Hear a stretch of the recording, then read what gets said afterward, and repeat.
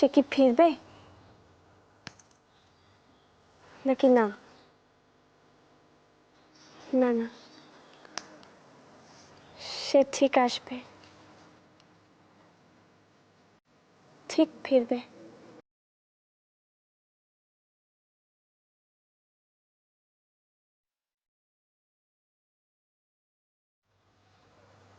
আমি তো সবসময় তোমার সাথেই আছি।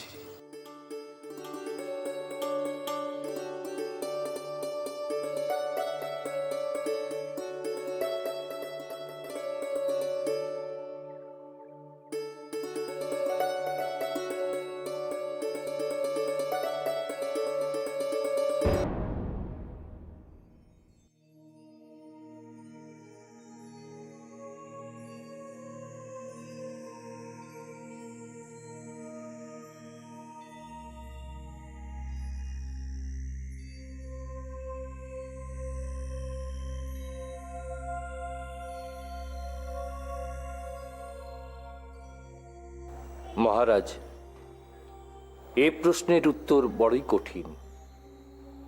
এই মুহূর্তে আমার পক্ষে কিছু বলা সম্ভব নয়। রাজকুমারীর শারীরিক অবস্থা যা, তাতে করে আমি এখনো স্থির সিদ্ধান্তে উপনীত হতে পারিনি। গত কয়েকদিন ধরে রাজকুমারীর শারীরিক অবস্থার কোনো উন্নতি হয়নি। রাজকুমারী কোনো কথা বলছেন না। প্রণাম মহারাজ। প্রণাম রাজবৈদ্য মশাই। আপনাকে অসংখ্য ধন্যবাদ মহারাজ। আমাকে? আগে কিন্তু কেন? রাজবৈদ্য মশাইকে এই আলোচনায় ডাকার জন্য। আমি নিজেও খনার শারীরিক অবস্থা সম্পর্কে জানতে খুব উৎক্ষেপ হয়ে আছে। আমি সেই বিষয় নিয়ে বৈদ্যমশাইয়ের সঙ্গে আলোচনা করছিলাম। খনার উন্নতি হচ্ছে না, সেই একই রকম আছে, না উন্নতি না অবনতি। এছাড়া আরো একটি জরুরি বিষয় আমি আপনার সঙ্গে আলোচনা করতে চাই মহারাজ। কি? পিত জ্বর। সারা দেশে এই জ্বর যেভাবে বাড়ছে, তাতে আমাদের এক্ষুনি কিছু একটা করা উচিত। এই জ্বর রাজধানী পর্যন্ত চলে এসেছে। আমাদের কি কিছুই করণীয় নেই রাজবৈদ্য মশাই? বৈদ্যমশাই, আপনি কিছু একটা করুন। এই মুহূর্তে আমার মেয়ের থেকে অনেক অনেক বেশি জরুরি আমার আমার দেশের লোকের প্রাণ। প্রধানমন্ত্রী মশাই, আপনাকে একটা অনুরোধ। বলুন। আপনি দেশের বিভিন্ন প্রান্তে যেসব বৈদ্যমশাইরা পিতজ্বর নিয়ে কাজ করছেন, তাদের প্রত্যেককে রাজপ্রাসাদে ডেকে পাঠান। আমি তাদের সঙ্গে একটু আলোচনায় বসতে চাই। বৈদ্যমশাই যা বলছেন প্রধানমন্ত্রী মশাই, আপনি তাই করুন। এই জ্বরের নিরাময় আমাদের বার করতেই হবে, করতেই হবে। আগে খনা, পঞ্চভূতের শিক্ষায় এবার তোমার ক্ষিতিকে অর্থাৎ মাটিকে জানার সময় হয়েছে। এই ক্ষিতির উপর ভিত্তি করে দাঁড়িয়ে আছে গোটা পৃথিবী, সমগ্র প্রাণীকুল। এ ক্ষিতি শস্য ফলায়, এ ক্ষিতি সবাইকে ধারণ করে। তোমার হাত প্রসারিত করো খনা।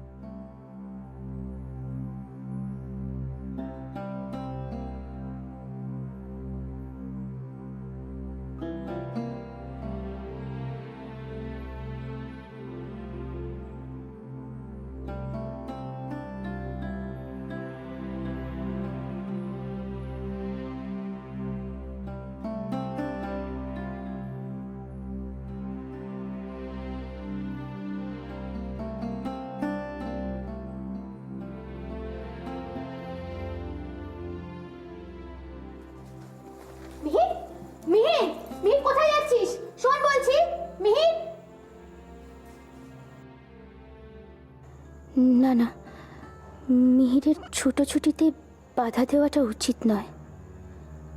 এই বয়সের ছেলে ছুটোছুটি করাটাই তো স্বাভাবিক। তাহলে কি মিহির সুস্থ হয়ে উঠছে?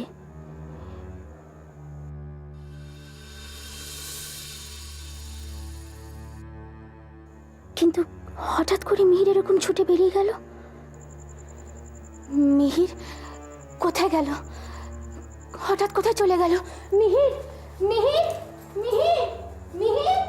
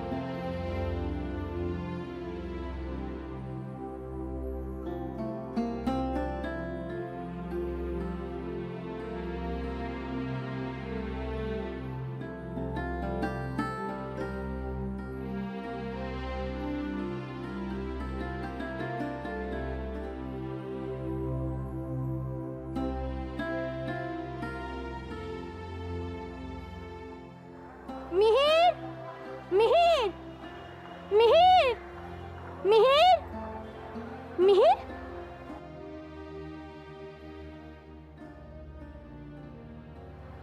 মিহির, এ কি মিহির, তুমি এসব কি করছো? আর ওনাকে দিয়ে সব কেন করাচ্ছ? আমি ওর হয়ে তোমার কাছে ক্ষমা চেয়ে নিচ্ছি, তুমি কিছু মনে করো না। এবার না না, মনে করার কি আছে? আমিও তো বেশ মজা পাচ্ছিলাম ওর সাথে এই কাজ করতে। বিশেষ করে দেশের যখন এই অবস্থা, চতুর্দিকে মানুষ মারা যাচ্ছে, তখন মিহির একটা প্রাণ সৃষ্টি করছে। এ তো খুব ভালো লক্ষণ। আপনি চিন্তা করবেন না, আমি কিচ্ছু মনে করি না।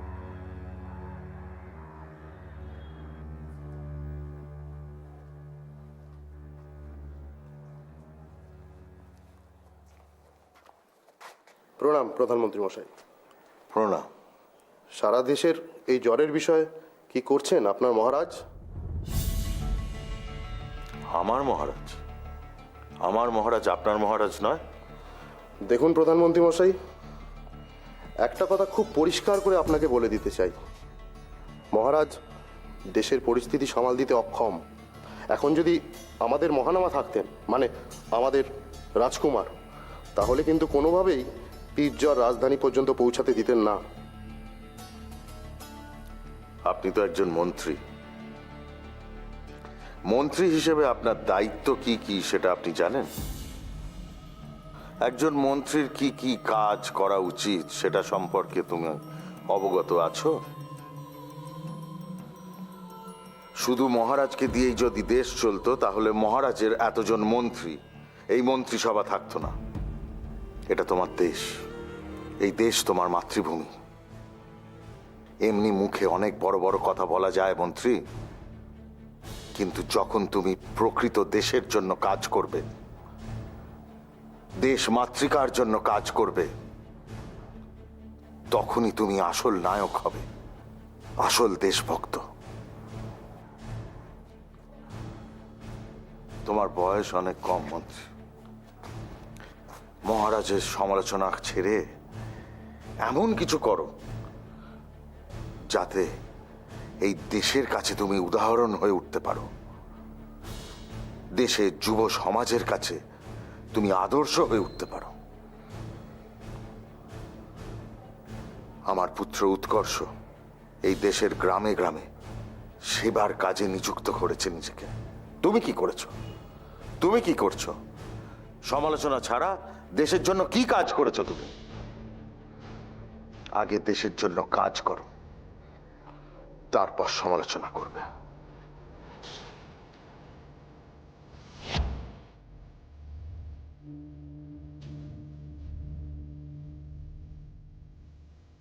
অনেকদিন পর তোমার সাথে দেখা হলো। হ্যাঁ, কয়েকদিন একটু ব্যস্ত ছিলাম। উৎকর্ষ গ্রামে গেছে। গ্রামে? কেন? জ্বরে আক্রান্ত গ্রামবাসীদের সাহায্য করতে গেছে উৎকর্ষ। এখন উনিও খুব ব্যস্ত রাজধানীকে পিৎজ্বর মুক্ত করার জন্য। আপনি শুনেছেন এই ভয়াবহ পিৎজ্বর কিভাবে রাজধানীতে ছড়িয়ে পড়েছে? আপনি মিহিরকে একটু সাবধানে রাখবেন। মিহিরকে? কেন, কি হবে মিহিরের? না না, মিহিরের কিছু হবে না, আমি শুধু সাবধান করছিলাম। আপনি এভাবে ভয় পাচ্ছেন কেন? পিৎজ্বর যেভাবে ছড়িয়ে পড়ছে এতে সকলেরই সাবধানে থাকা উচিত। আর মিহির তো এমনিতেই অসুস্থ, ওর বিশেষ যত্নের প্রয়োজন। চতুর্দিকে দুর্ঘটনা, মড়ক। আপনি এর মধ্যে রাজপ্রাসাদের কোনো খবর শুনেছেন? রাজপ্রাসাদের খবর? হ্যাঁ, তা একটু একটু আমার কানে আসছে বটে। এসব কি হচ্ছে বলো তো? আচ্ছা আচ্ছা, এই কথা কি সত্যি যে কুষা খনাকে বিষ দিয়েছে? আমার তো শুনে হাত পা ঠান্ডা হয়ে যাচ্ছে। হ্যাঁ, যা শুনেছেন ঠিকই শুনেছেন। রাজপ্রাসাদের পরিস্থিতি এখন খুব জটিল।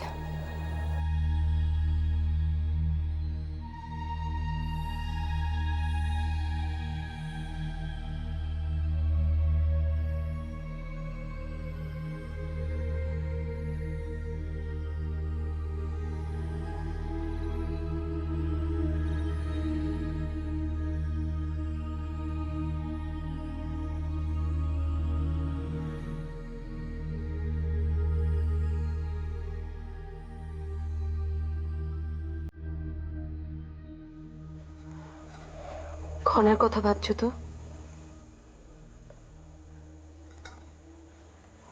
আমি জানি তুমি খনার কথা ভাবছো। আমি বুঝি ঐশিকা, একজন মা হয়ে তার সন্তানকে নিজের চোখে না দেখতে পাওয়ার কষ্টটা আমি বুঝি যে। তাই তোমাকে অনুরোধ করছি, তুমি তুমি একটাবার নিজের মেয়েকে দেখে এসো, দেখবে খুব ভালো লাগবে তোমার।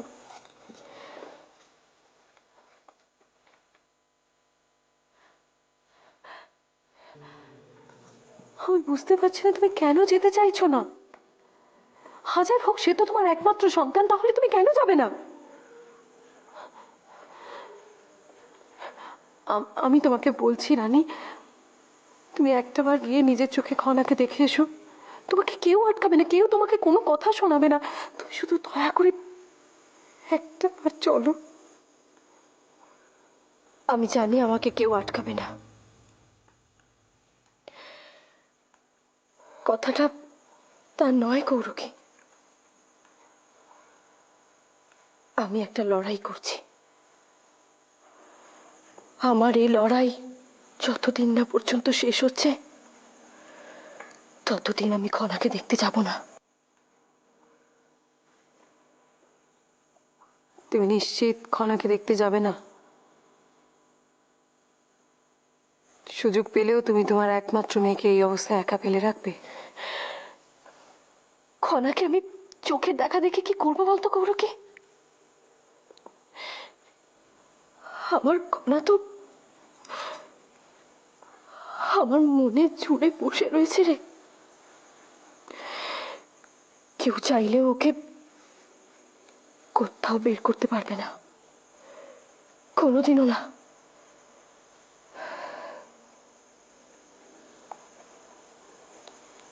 সব যেন হঠাৎ করে কোথা থেকে কিরকম হয়ে গেল, তাই না ঐশিকা? আর পুরনো কথা ভেবে কি লাভ কৌরকি? এখন আমার একটাই আশার আলো, দেবী বসুন্ধরা খনাকে দেখছেন, খনার খেয়াল রাখছেন। আমি আর কিচ্ছু চাই না, কিচ্ছু না।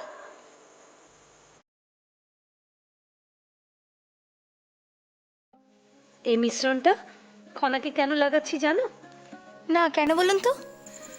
এই মিশ্রণে আছে দুধ, বাদাম, তিলের তেল, শ্বেতচন্দন, হরিদ্রা। এই যে দেখছো, বিষের জন্য আমার খনা সোনা শরীর নীলচে রঙের হয়ে গেছে। এই দুধ, শ্বেতচন্দন আর তিলের তেল ওর ত্বকে স্বাভাবিক দীপ্তি ফিরিয়ে আনবে। আর বাদাম আর হরিদ্রা আমার খনা সোনাকে আবার সোনার মতো ঝকঝকে করে তুলবে, আগের মতো। বুঝলে?